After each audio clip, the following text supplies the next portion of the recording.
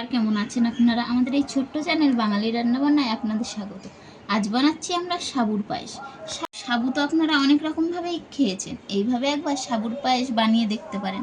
খেতে কিন্তু খুবই সুস্বাদু হয়। একাদশীর দিন একবার এইভাবে সাবুর পায়েস করে দেখুন, বাড়ি কিন্তু সবার খুব পছন্দ হবে। চলুন শুরু করা যাক।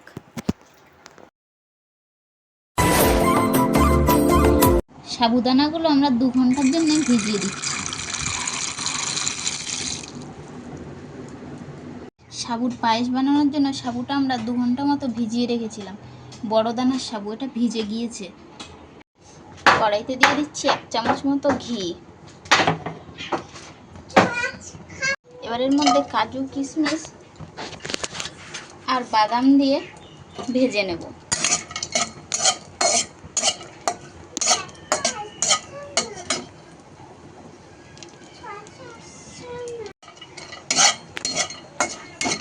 এগুলো আমরা ভালো করে ভেজে নেব।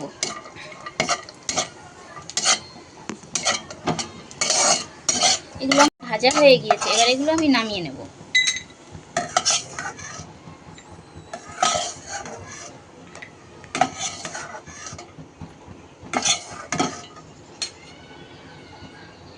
কড়াইতে আমি দুধ বসিয়ে দিচ্ছি।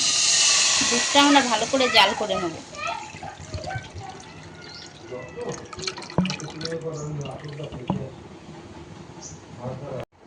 এর মধ্যে দিয়ে দিচ্ছি আমি 3টে এলাচ।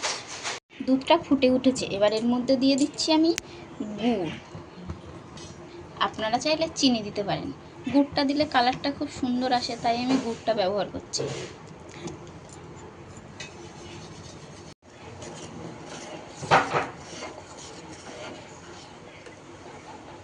ভালো করে এটা এবার গুলে নেব। টেস্টের জন্য একটু দিয়ে দিচ্ছি সামান্য লবণ, সন্দক লবণ। দিয়ে দিচ্ছি ভেজে রাখা কাজু, কিশমিশ আর বাদাম।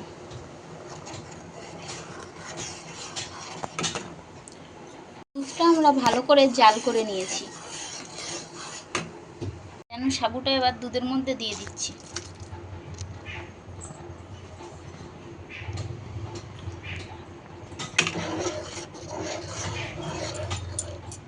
একটু ভালো করে জাল করে নেব।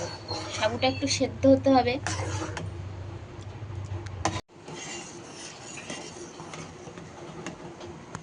গাঢ় হয়ে গিয়েছে, আরেকটু হলে আমরা নামিয়ে নেব।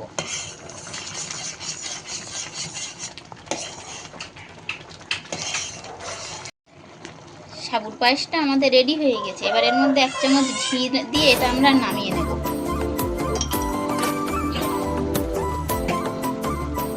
প্রতিদিন একবার এইভাবে সাবুর পায়েস করে দেখুন, বাড়ি কিন্তু সবার খুব পছন্দ হবে।